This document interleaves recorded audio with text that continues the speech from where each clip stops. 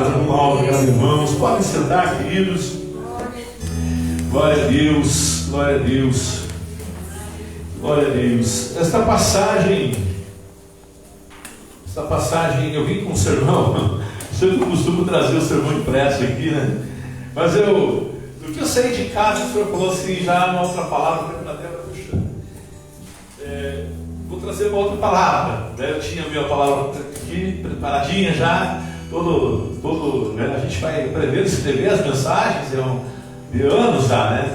Que eu escrevo. Meu avô, falecido avô Isidoro, não sei se o pastor Carlito conheceu, você era bem jovem, né? Como eu também era na época, mas o meu avô, ele apoiava muito o pastor Elísio lá o pastor Elísio montou o ministério, né? Eu lembro que e meu avô era taxista, então ele pertencia à Pentecostal Unida, mas ele ia lá dar um apoio para o pastor Elísio lá, era Parque Industrial, né? Era Parque Industrial lá. Eu era menino, eu lembro disso.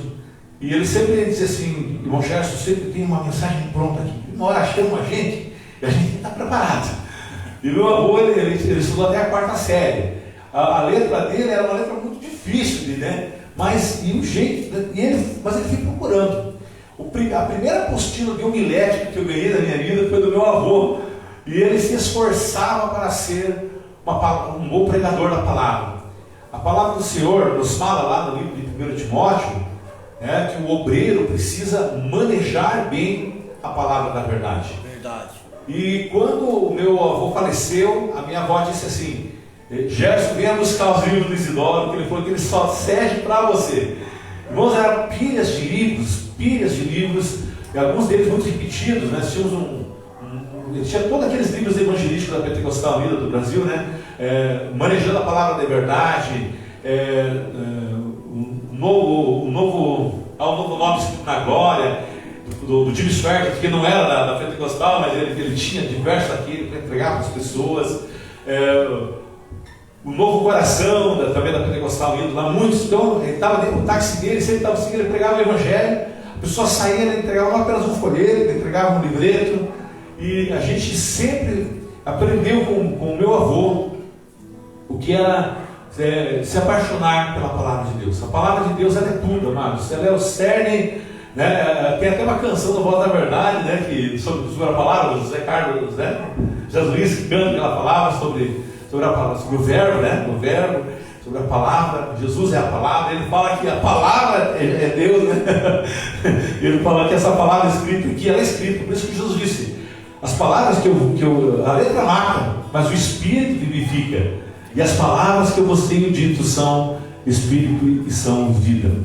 E esse texto que nós lemos aqui nesta noite, no livro de Romanos, capítulo 10, o apóstolo fala com a igreja, despertando a igreja para uma realidade de ela sair quem sabe daquele momento assim mais... porque quando a gente vem para o Evangelho, a gente se separa do mundo, mas a gente se separa tanto do mundo que a gente perde o contato com o mundo, e não é essa vontade que o Senhor tem para nós, irmãos.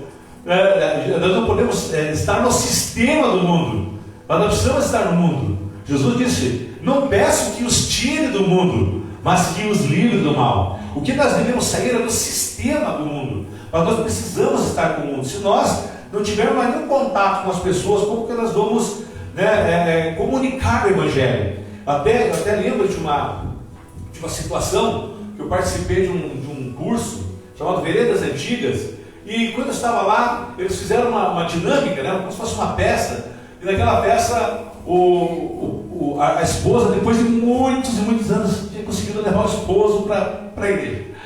E aí eles começaram a falar algumas coisas que nós falamos dentro da igreja. Olha, vai descer o manto, ele ficou olhando para cima, esperando o manto descer. E olha a coluna de fogo, ele ficou olhando para a coluna de fogo. E começou a falar algumas coisas que nós falamos dentro da igreja, até que uma hora a esposa dele cai lá na igreja, assim, né, pelo poder de Deus. Ele disse: meu Deus, não para a minha mulher.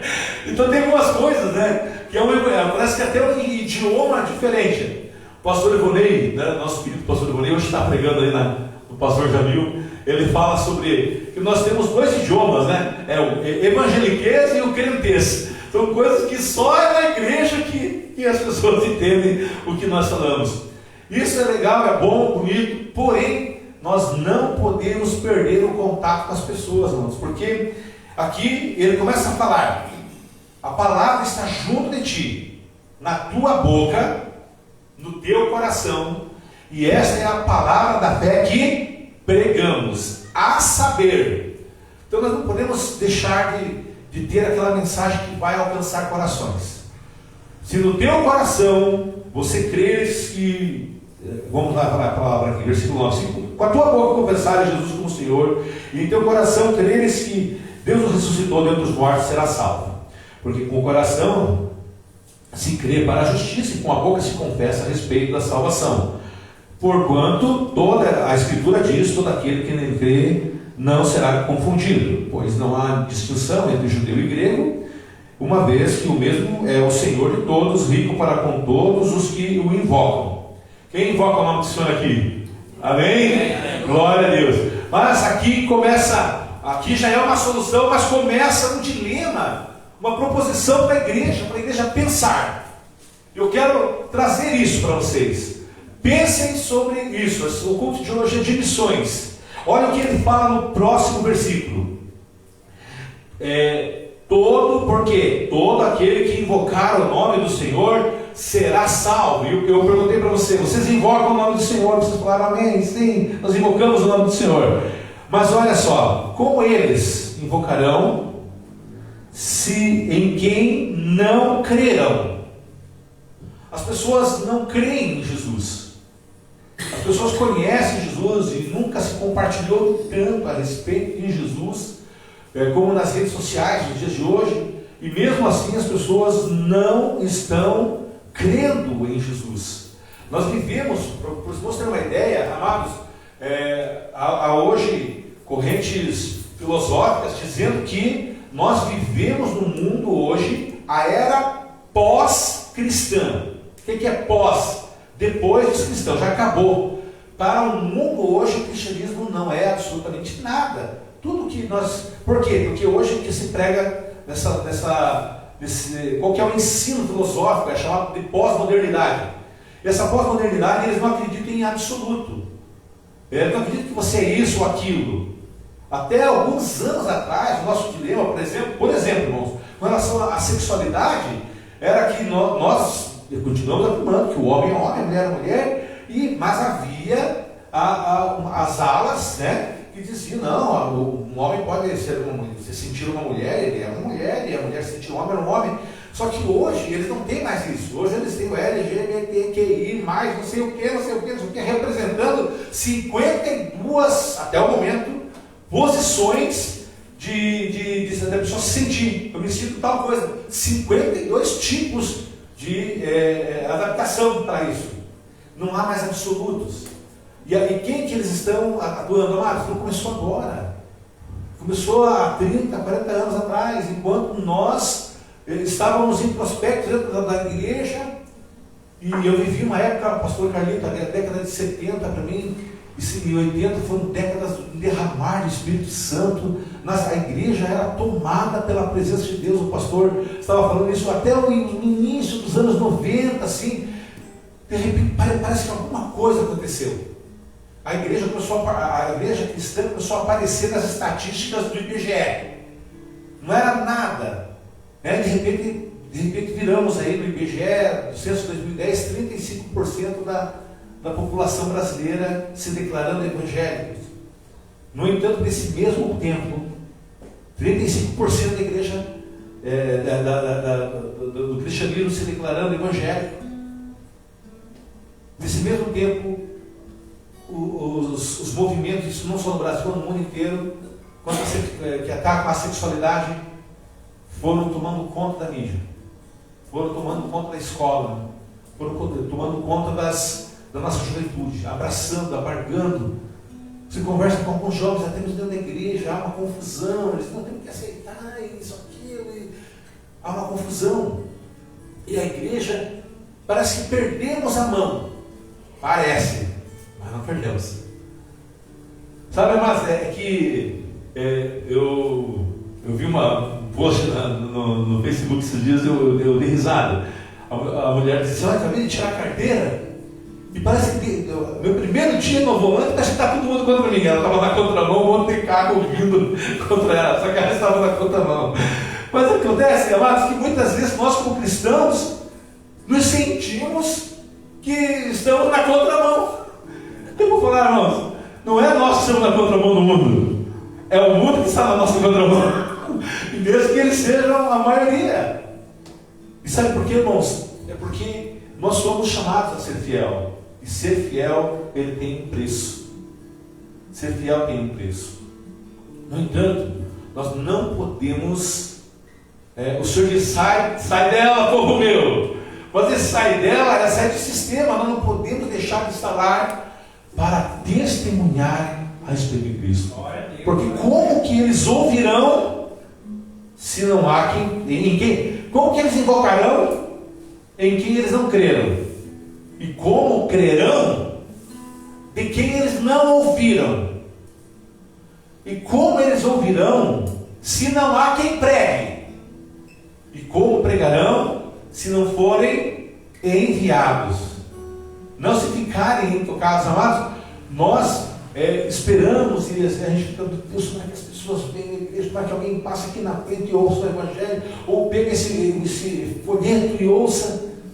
Mas nós precisamos acreditar que o Evangelho é entrar no meio, é ir e anunciar. Nós lemos aqui no versículo 16: bem-aventurados são os pés daqueles que anunciam as boas novas. Por que os pés?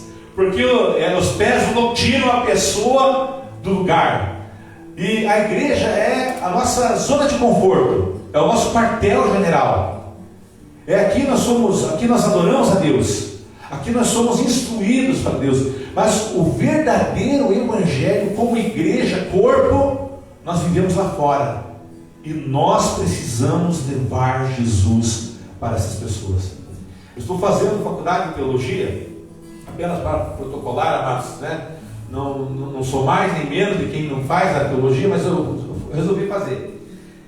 E nós abordando esse tema lá, um dos professores nosso, muito cheio da graça de Deus, aquele professor, ele disse assim: olha, eles estão dizendo que a era agora é pós-cristã, não tem mais absoluto, você pode ser o que você quiser, e a hora que você deixar não querer mais ser isso, quiser ser outra coisa, você pode querer ser o que você quiser. E nós vamos essa balbúrdia que é hoje, e a gente olha para os artistas, os cantores, fazendo o que fazem. Uma hora uma cantora famosa larga o marido, vai viver com uma mulher, essas coisas estão acontecendo, e uma hora você vê um ícone da música cristã, né, saindo, largando tudo e virando drag queen, né? Mas a gente vê tantas coisas.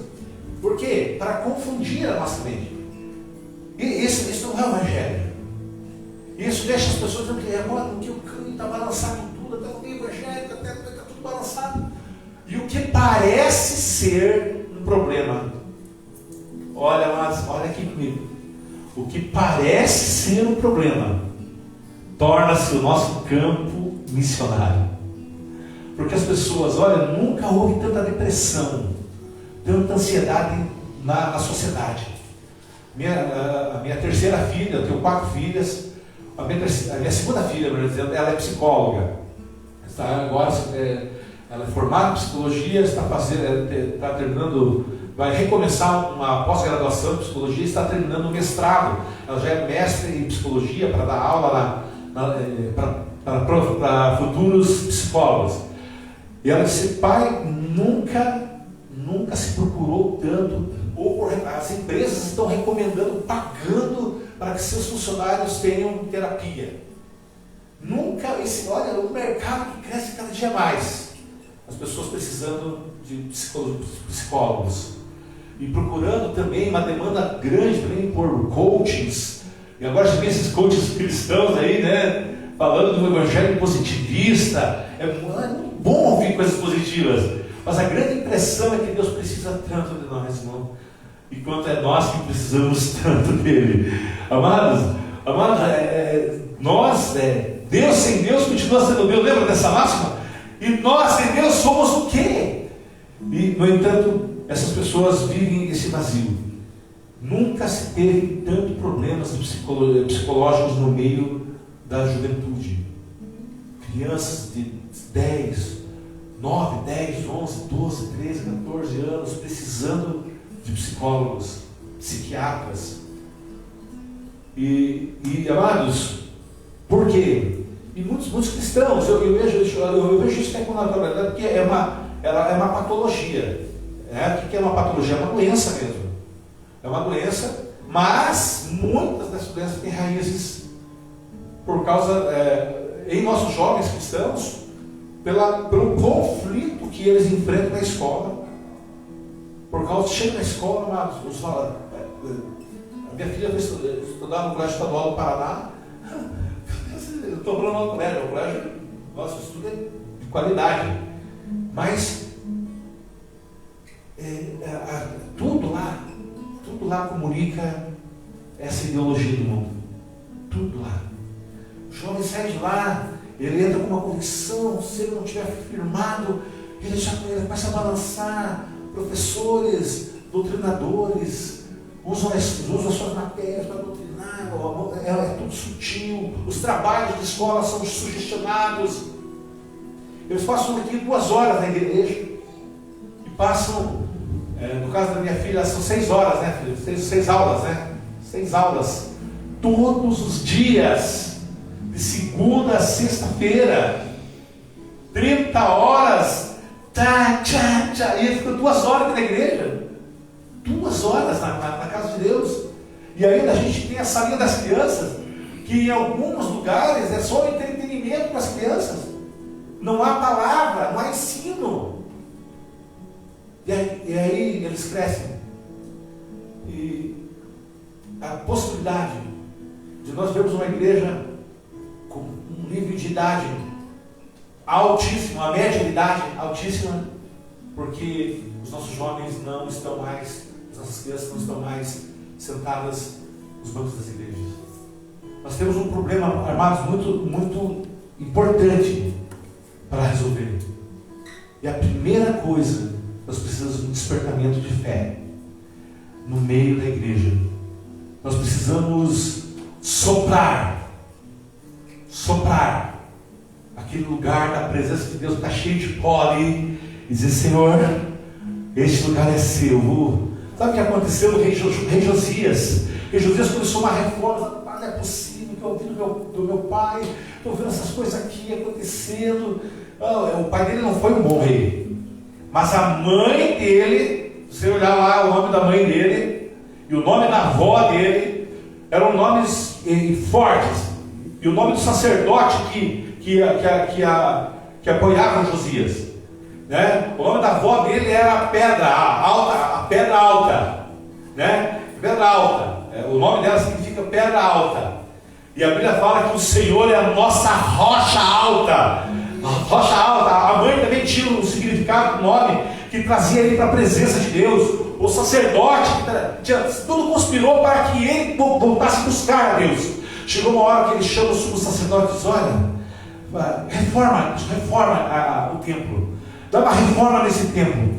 E de repente aquele homem vai lá, volta com um livro: rapaz, você não sabe o que eu achei. Poeira para qualquer lado.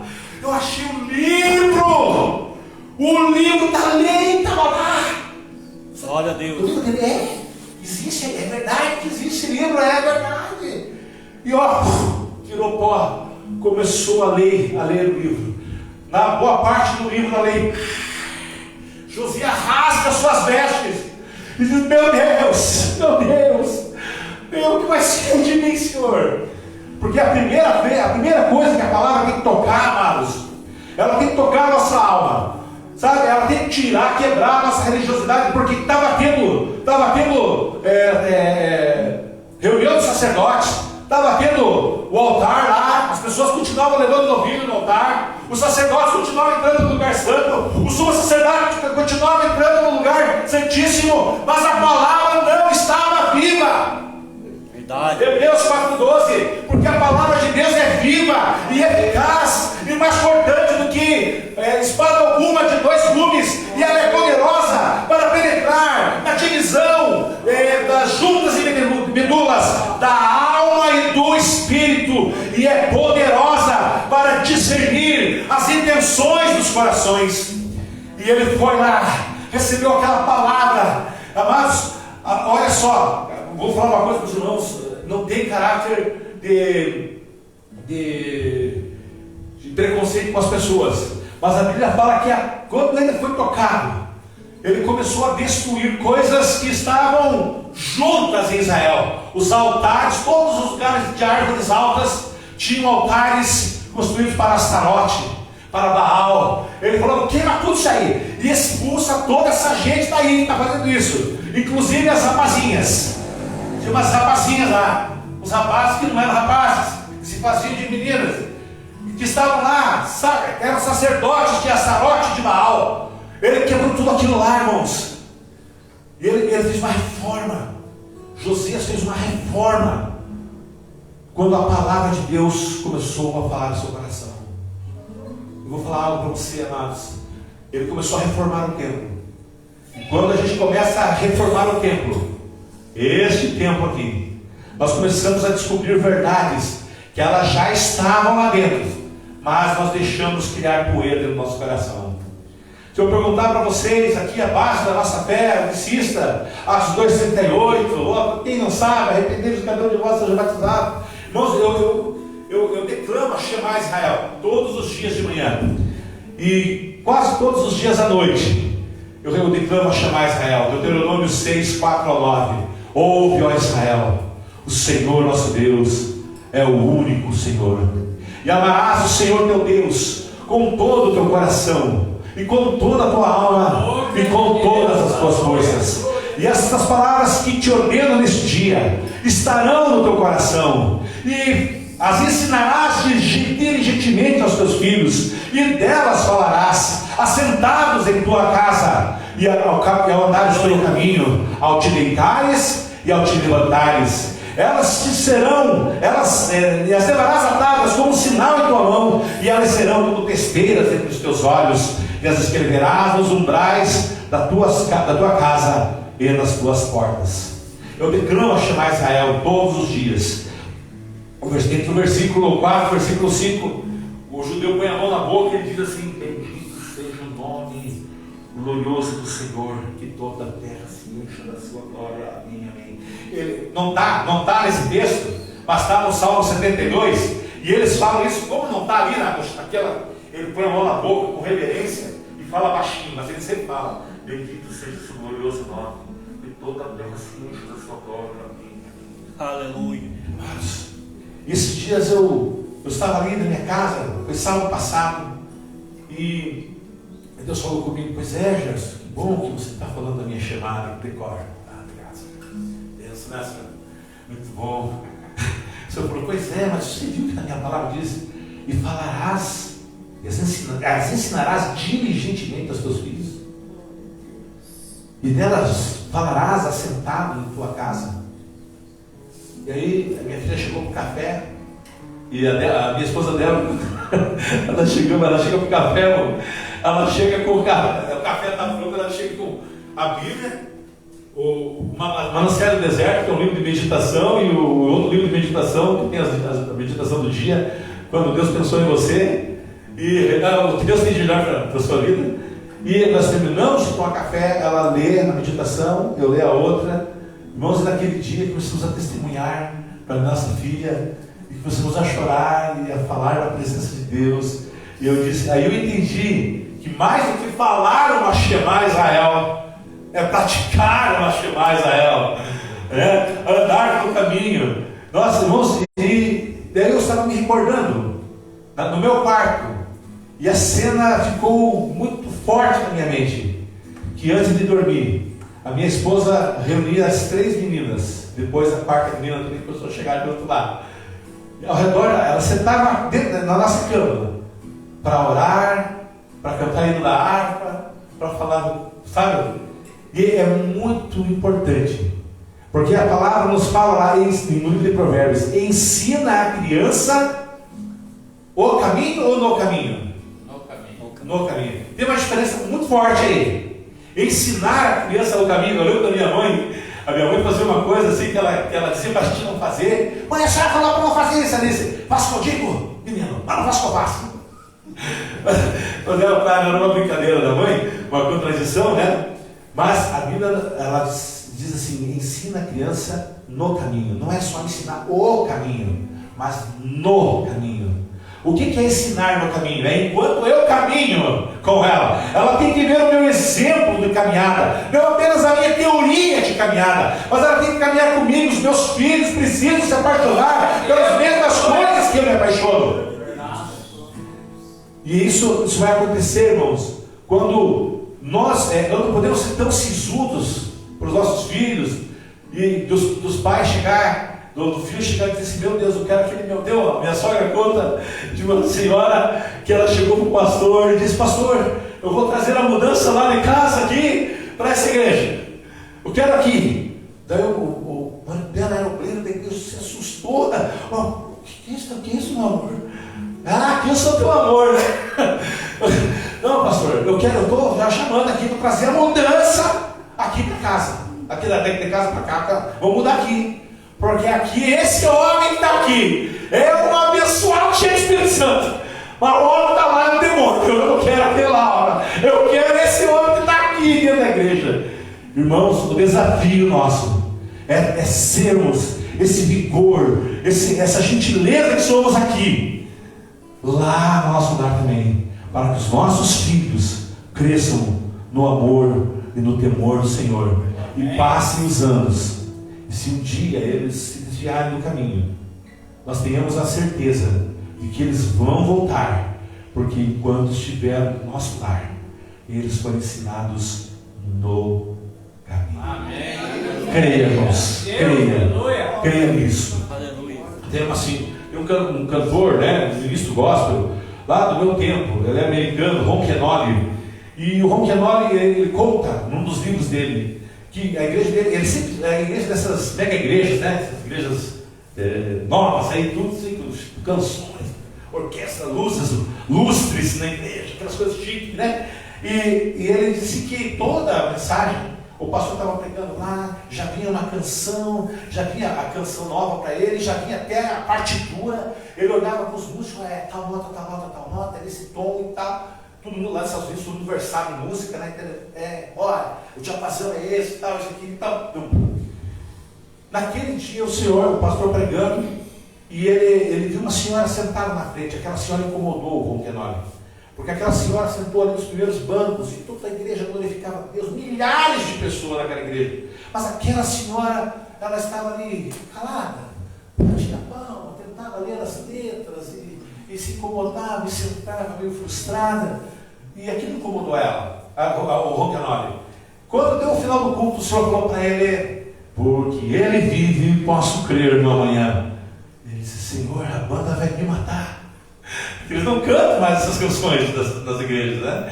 Agora virou moda, agora de novo cantar. Não sei se os irmãos perceberam, eles pegam a canção nova deles, e eu faço na igreja também, né? Porque os jovens gostam de canção nova, e eu pego um pedaço da harpa lá e coloco junto para deixar junto as canções. Mas o Ron Kenoly, né, ele falou: bom, gente, ó, because he lives. Because he lives, I can say tomorrow, né? E ele começou. A banda vamos atrás, né? Because he lives. Na hora que ele começou a cantar, a igreja, por mais que não canta diretamente, a igreja começou a cantar uma canção tradicional, né, nos Estados Unidos, no Brasil, porque ele vive, posso esperar na manhã. Aquela mulher, quando levantou as mãos, ficou de pé, começou a chorar, e cheia da presença de Deus, as pessoas começaram a glorificar a Deus.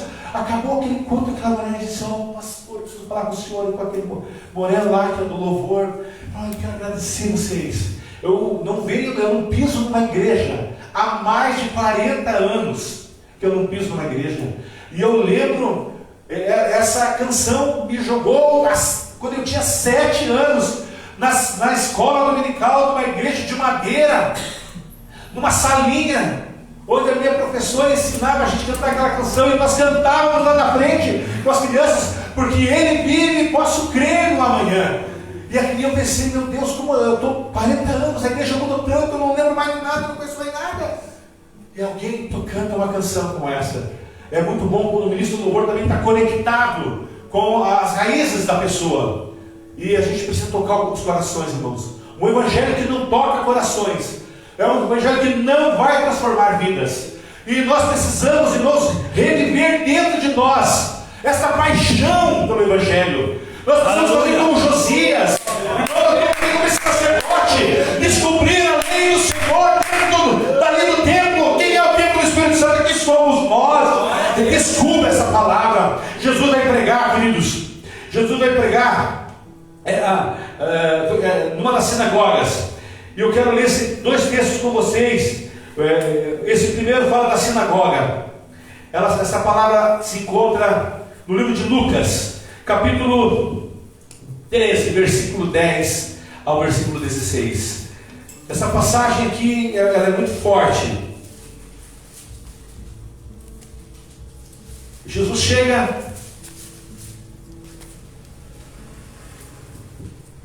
e a Bíblia diz aqui: ora, Jesus ensinava no sábado. Irmãos, na sinagoga. Já começa um problema aí, porque Jesus não apenas prega, ele faz milagres. E aí a ortodoxia, o jeitão de ser da igreja lá na sinagoga, começou a dificultar as coisas para Jesus. Olha só, versículo 10: ensinava no sábado numa das sinagogas, e veio ali uma mulher possessa de um espírito de enfermidade. Veja, amados, a minha tradução diz possessa de um espírito de enfermidade. Ela não estava endemoniada com um demônio no corpo dela, por causa de um orixá, de um Xangô, de não sei o que mais lá. Não era um espírito de vadiagem, de prostituição, mas um espírito de enfermidade. Havia se apoderado daquela mulher. Mas note que aquela mulher era membro da sinagoga e não entrava lá se não fosse membro da sinagoga. E olha só, havia 18 anos e ela andava encurvada, sem de modo algum poder endireitar-se. 18 anos. Tem uma senhora que passa na frente da nossa casa. Eu já conheço ela nos escritores. Acho que está na hora de Deus fazer alguma coisa naquela mulher. Estava aqui, todos os anos ajudam a 18 anos se andando assim, 18 anos encurvado, pertencendo à igreja da época, a sinagoga dos judeus. Vendo a Jesus, chamou-a e disse-lhe: mulher, estás livre da tua enfermidade. E impondo-lhe as mãos, ela imediatamente levantou-se, endireitou-se e começou a dar glórias a Deus. Aleluia! A era dos milagres, o evangelho que vai impactar de novo essa sociedade, tem que começar dentro de nós, queridos. Nós estamos, eu vou falar para você, os cultos são bons aqui, eu tenho certeza. Os cultos têm sido bons na nossa igreja lá, do nosso estilo, cada um dos seus estilos, né? Mas eu vou dizer, irmãos, não pode mais passar o tempo e as coisas não começarem a acontecer como aconteciam na década de 70, como aconteciam na década de 80, irmãos. Deus tem que começar a falar conosco novamente. Deus tem que começar a falar com o sacerdote. Ele tem que achar o livro da lei, do qual ele falava apenas fragmentos, porque o tempo havia passado, a essência estava longe. Teve que se fazer uma reforma. E não começou em todo Israel, atingiu todo Israel, mas começou no templo, atingiu o rei. Ele rasga suas vestes em sinal de humilhação. Nós precisamos começar a reconhecer que perdemos um pouco daquela essência, queridos, e nós precisamos, pastor Carlito, recuperar essa essência. Pastor Luiz, pastor Avenida, nós precisamos, queridos, porque este evangelho vai aumentar em glória, em poder, e nós vamos ter o que falar para esse campo missionário, que hoje eles chamam de pós-cristãos, mas nós vamos falar para eles de absolutos de verdade, através dos sinais, das maravilhas que Deus vai fazer em nosso meio. Amém ou não amém? Olha na hora, como é que é o pastor? Ademir. Laudino. Pastor Laudino falava aqui que de 5 em 5 anos começam a acontecer coisas em nossas vidas, né? Eu fiquei pensando, amados, que está chegando uma hora, um tempo, e Deus começou a testificar, que ele estava confirmando a palavra. Porque, queridos, há algum tempo nós começamos um trabalho. Minha sogra pegou Covid, bem no ano 2020, e ela ficou muito ruim da Covid. É uma senhora que tem chifose, aqui ela tem uma colombinha aqui, e deixaram meio assim, e ela já tinha naturalmente uma dificuldade de respirar, porque ele comprime um pouco os pulmões dela. Quando ela passou 5 dias ruins em casa, não teve jeito, nós falamos, vai melhorar, fizemos campanha, oramos e nada de melhorar, ela foi para o hospital. Ficou 7 dias no hospital, os médicos falaram, olha, está muito difícil, não tinha como levar nada lá, mas nem levava as roupas, você deixava na portaria, não recebia ninguém. Se alguém morria, era enterrado nu dentro de um saco preto. Vocês lembram dessa situação, irmãos? E perdemos amigos assim, sabe? Foi muito triste aquela época. E a minha sogra ficou 7 dias, piorou, os médicos falaram, não há jeito. Temos 12 dias, não há jeito. Ela piorou muito e nós vamos ter que entubá-la. Entubaram aquela senhora. Irmãos, ela ficou entubada com 74 a 75 anos, em 2020, entubado, com aquele probleminha nas costas ali, já estava dificultando. Quando ela ficou 22 dias, no 18º dia, chamaram os filhos e o pai por uma videoconferência. Só os pais e os filhos, numa videoconferência, não podia nem ver. Eles falaram, ela tem menos de 10% do pulmão. Nós queremos preparar vocês que infelizmente não há mais nada que nós possamos fazer com ela. E nós estávamos ali muito angustiados, já sabendo, nós inclusive havíamos pensado, porque nós havíamos ouvido, alguns irmãos, algumas pessoas tinham perdido pessoas, nós tínhamos, quando eles chamavam a família, era só para dizer que morreu e como ia ser o procedimento. Mas para eles falaram, olha, está muito ruim, não, é muito difícil a situação dela. A igreja pôs-se a orar por ela. Irmãos, ela resistiu o 19º dia, o 20º dia, 21º dia, 22º dia. Eles tiraram ela da intubação. E ela ficou mais 7 dias no hospital.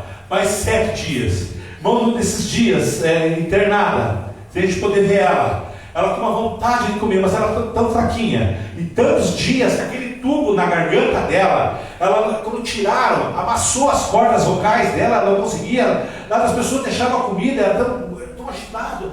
E ela querendo ela precisava que alguém trouxesse comida, pelo menos água.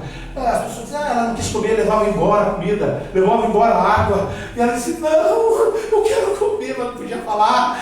Irmãos, até que um senhor que estava um pouquinho melhor, começou a ver o estado daquela mulher, e ele chega, paciente, andando com aquele negócio lá que tem os remédios ali, né? E ele, a senhora quer água?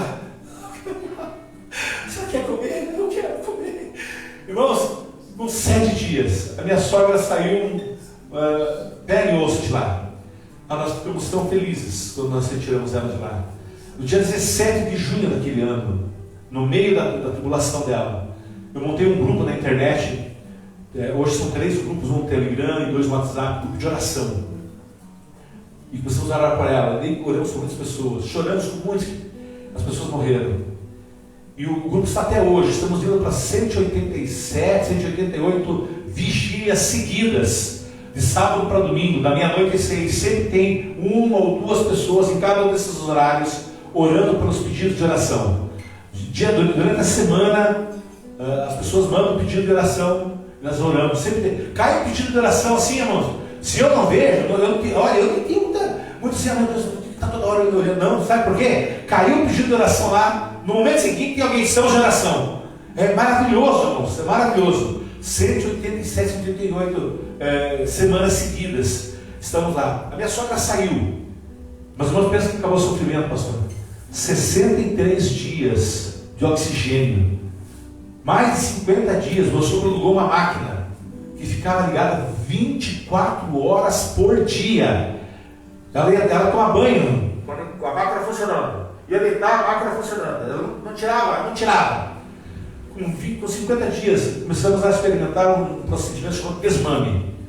Ela começou a ficar com 20 horas, 18 horas, e levou mais 13 dias, até que nós tiramos todo o oxigênio dela, e ela usava ele eventualmente, para a honra e glória do Senhor, uma improvável ela saiu de todo aquele procedimento lá com vida. Improvável. Glória a Deus. E ali, amados, nós ganhamos tanta fé. Mesmo que nós tenhamos perdido algumas batalhas, perdemos o pastor Claudemir Schmidt, que você conheceu, né? Perdemos lá algumas pessoas. Mas nós queremos que o Senhor nos preparava para algo maior. O Senhor tem trabalhado comigo. Irmãos, eu sempre fui uma pessoa de ir para o monte orar. Nos últimos anos mesmo, muitos e muitos anos, nós não estávamos indo para o monte orar. O pastor Jamil nos chamou para orar no monte. E não era monte, você tinha que descer para ir, era no meio do mato só. Eu fui lá ser mordido pelas muriçocas, esqueci de levar blusa, repelente, meu braço aqui, meu corpo está cheio de... Mas fomos. Mas eu parei. Esses dias atrás, uns colegas nossos lá da ação social da igreja, nós vamos subir um monte, lá perto do pedágio lá das praias, lá, tem uma chacrinha lá, Monte Moriá, e é longe, desse tamanho assim. Nossa, você tem que puxar uma corda, assim, a minha esposa, no primeiro dia que foi no monte, ela ficou igual a mulher curvada lá. De tão pesado estava aquele monte. E as 3 vezes que eu fui para o monte, irmãos, eu estava com um problema no meu joelho, e ainda estou com esse problema, assim, mas, irmãos, ele estava tão difícil, que eu estava andando de bengala, pastor. Nesses últimos meses, eu andando de bengala. Os irmãos orando, e o Espírito Santo falou tão forte comigo. Eu lembro como se fosse hoje. Eu disse, Senhor, está difícil, Senhor. Eu não sei que palavra que eu tenho para dizer, eu queria formar a palavra certa para te falar aqui. O Espírito Santo falou assim, meu filho, como é que era no começo da humanidade? Não tinha idioma, não tinha sintaxe, gramática, não tinha linguística, não tinha vernáculos difíceis. Eu ouvia eles, e eles me ouviam. Eu ouvia eles, meu filho, e eles me ouviam. Não tinha escrita, não tinha poetas, não tinha aquelas escritas assim que se diz, nossa, mas precisa de um dicionário para entender o que está escrito aqui. Tão lindo que é, se você chora, nem sabe o que está escrito direito. É português mesmo. Irmãos, o Senhr consegue, filho, eu ouço. Você ouve o meu Espírito. Romanos 8:24. Não, lembra do Romanos 8:24? Porque o Espírito intercede por você com gemidos inexprimíveis. Glória a Deus. O Espírito Santo. O Senhor está me dizendo que para eu falar lá fora, eu preciso voltar para a tua presença mais forte. Sim, meu filho. Porque quando você recebe daqui, você recebe espírito e vida, não só letra. E hoje eu não sei se você está entendendo o que eu estou dizendo para você. É muito bom cantar canções aqui na igreja, mas o Senhor está dizendo, é hora. É hora. É hora do meu povo mostrar quem eu sou para esse povo. Mas, Senhor, nosso povo é simples. Hoje a maioria dos jovens já estão na faculdade. Minha filha tem 30 anos, já tem concluído o mestrado. Meu pai falou assim, Gerson, se você fizer o 2º grau, não, termina a 8ª série, tá bom. Quando eu terminei a 8ª série, eu disse, não, as pessoas se querem emprego melhor, mas tem que fazer agora é ensino médio, era 2º grau, profissionalizante. Eu nunca para. Falei, não, nós vamos comunicar com eles. Então, como é que Pedro e João falavam para essas pessoas? Como é que eles chegaram diante dos versados fariseus, saduceus, escribas, sacerdotes e falaram para eles lá em Atos 4, a ponto de dizer, de sorte que nenhum outro nome há dado debaixo dos olhos, para que importa que sejamos salvos. E a Bíblia diz assim no versículo seguinte ali, e eles reconheceram que Pedro e João estiveram com Jesus. Você quer saber o segredo, querido? As pessoas não querem saber o quanto você sabe demais de teologia, mas elas querem saber se você tem andado com Jesus. Você está andando com Jesus, querido? Deixa a doçura do Evangelho entrar dentro de você, que você vai chegar no meio dos pecadores, e vai falar com os publicanos da glória do Senhor. Você vai replicar o que Jesus disse para Zaqueu: desce, Zaqueu, porque hoje convém eu estar na tua casa. E estando lá, você diz: hoje chegou salvação nesta casa. Aleluia. Oh, meu Deus, meu Deus. Irmãos, eu fiz um trabalho na nossa igreja. Lá eu falei assim: eu vou organizar toda a estrutura da igreja. Eu chamei o trabalho de governança da igreja. Ficou bonito o nome do trabalho. Eu fiz todas as coisas ali, o que faz cada pessoa, cada cargo. Apresentei para as pessoas. O senhor falou: Gerson, está 10. Mas vou te dizer duas coisas. Antes do passo das ovelhas, como Jacó falou para Esaú: Esaú, vai lá você na frente, eu não posso ir, porque eu tenho ovelha, eu tenho filho pequeno, eu vou no passo das ovelhas. Nós vamos ter que ir no passo das ovelhas, não podemos ir muito à frente delas não, vamos lá, mas elas têm que ir. Nós temos que ir no passo delas e apressar um pouquinho as ovelhas. E a segunda coisa que o Senhor falou ao meu coração, irmãos, eu aprendi isso lá em Minas Gerais, cuide do estado das suas ovelhas. Nós precisamos olhar. Eu tenho olhado para o estado das ovelhas e eu falei: Senhor, como é que eu vou fazer? O Senhor falou: Deus, começa com um pouquinho. Começa com o primeiro, porque se você tiver 2 sarados, saram mais 2, 4 sarados, saram mais 4, 8 sarados, saram mais 8, e 16 sarados. Irmão, nós precisamos hoje querer uma cura dentro do nosso coração, querer uma alegria, não apenas de estar aqui, porque muitas vezes, irmãos, nós vamos cantar na igreja: esta alegria não vai mais sair. Não está nem saindo da fora, gente, está dentro. Irmão, nós temos que começar a ter essa alegria, vibrar com a presença do Espírito Santo na nossa vida. Irmãos, eu estou falando de comunicar o Evangelho, aonde as pessoas olham nos nossos olhos e veem fogo nos nossos olhos. Não apenas fogo nos olhos dele, mas aquele fogo que passa para nós, fogo nos nossos olhos. Elas precisam saber que nós andamos com Jesus.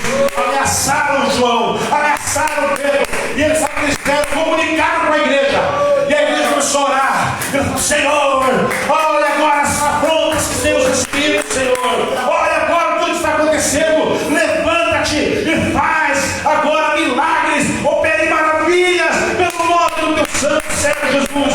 E amados, eles levantaram e começaram a falar na autoridade do nome de Jesus. Pessoas eram curadas, pessoas eram libertas, pessoas eram salvas. E você quer saber uma coisa? Eu vou encerrar a palavra aqui nessa noite, no livro de Marcos. Eu falei que ia falar de mais um, né? Mas Marcos, pessoas ficam falando do dia. Marcos capítulo 16. Capítulo 16. Aleluia. Versículo 15. Disse-lhe Jesus: ide por todo mundo, pregai o Evangelho a toda criatura. Ele não disse: fique, espere que as pessoas cheguem, faça um anúncio na rádio, põe um cartaz lá na frente. Não, põe um post. É muito bonito, você tem que fazer. Gostei do vídeo lá, ficou muito bom o vídeo. Ótimo, o banner. Temos que fazer. Mas ele disse: ide por todo mundo, pregai o Evangelho a toda criatura. Quem crer e for batizado será salvo, porém quem não crer será condenado. E estes sinais, atenção, acompanharão, diga comigo, acompanharão aos que creem. Quais sinais? Em meu nome expelirão demônios, em meu nome falarão novas línguas, em meu nome pegarão em serpentes, e se alguma coisa mortífera beberem, não lhes fará mal algum. Se impuserem as mãos sobre os enfermos, em meu nome, eles ficarão curados. Glória a Deus. Nós precisamos dessa ousadia, irmãos. Nós precisamos dessa ousadia. De fato, o Senhor Jesus, depois de lhe haver falado esta palavra, foi recebido ao céu, assentou-se à destra de Deus, e tendo eles partido, pregaram em toda parte. Pregaram. Quando a gente prega, palavra e poder são liberados, e o Senhor se agrada disso, e Ele começa a fazer. E olha só, cooperando com eles o Senhor, confirmando a palavra por meio de sinais que se seguiram. As pessoas dizem: Senhor, me dê poder que eu vou. E o Senhor diz: vá que eu te dou o poder. Quando você vai, você prega, a palavra se potencializa, e o Senhor vem e disse: eu confirmo a minha palavra. Mais uma palavra que Jesus é Deus, né, Márcio? O que o Senhor falou para o profeta lá? A minha palavra não volta para mim vazia, antes vai cumprir todo o seu propósito. O Senhor, o que ele está dizendo? Eu vou confirmar essa palavra. E aqui ele está dizendo, eles pregaram por toda parte, cooperando com eles o Senhor, confirmando a palavra. Amém. Nesta noite, irmãos, o Senhor vai confirmar a palavra. Aqui em nome de Jesus. Vamos ficar em pé nesta noite. Aleluia.